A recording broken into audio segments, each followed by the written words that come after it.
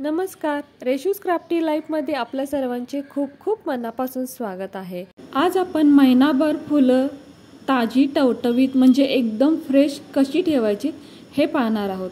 तर काय होतं, सणांचे दिवस जवळ आले की फुलं खूप महाग होतात। त्याआधी ही फुलं खूप स्वस्त असतात, पण सण जवळ आले की अगदी खूपच ही महाग होऊन बसतात।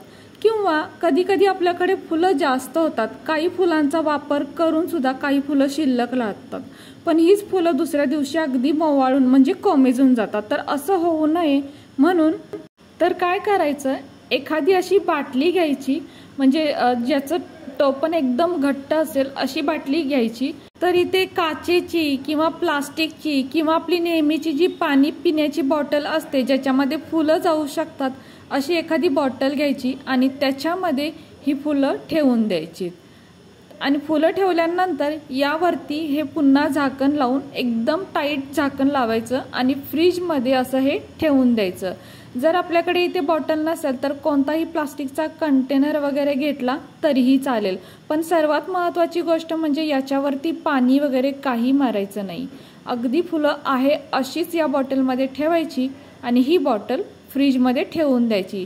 तर जवळपास 15 दिवस ते महिनाभर ही फुलं एकदम फ्रेश म्हणजे ताजी टवटवीत राहतात, अजिबात कोमेजत नाहीत, म्हणजे मोवाळत नाहीत। तर ही फुलं अशी एकदम ताजी टवटवीत आणि एकदम फ्रेश राहतात। पण समजा आपल्याकडे जर काचेची किंवा प्लास्टिकची बॉटल नसेल, कंटेनरही नसेल, तर मग काय करायचं, तर आपल्याकडे साधी प्लास्टिकची पिशवी असते ना, ज्याच्यातून आपण भाजी वगैरे आणतो किंवा डाळी वगैरे आणतो, अशा पिशवीमध्ये सुद्धा ही फुलं अशीच ठेवायची आणि गाठ मारायची चांगली आणि ही पिशवी फ्रीजमध्ये ठेवून द्यायची।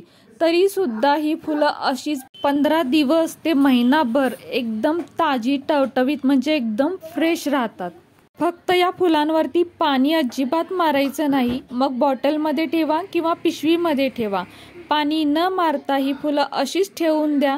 अगदी 15 दिवस ते महिनाभर मस्त राहतात, अजिबात कोमेजत नाहीत किंवा पाकळ्या वगैरे गळून पडत नाहीत, अगदी फ्रेश ताजी टवटवीत राहतात। तर फ्रेंड्स, कसा वाटला तुम्हाला हा आजचा व्हिडिओ जर तुम्हाला थोडा जरी कामाचा वाटत असेल तर प्लीज आपल्या या व्हिडिओला एक लाईक नक्कीच करा। नवीन असाल तर चॅनलला सबस्क्राईब करा, सोबत बेल आयकॉन प्रेस करा, म्हणजेच मी बनवलेले असेच नवनवीन व्हिडिओ सर्वात आधी तुम्हाला मिळतील।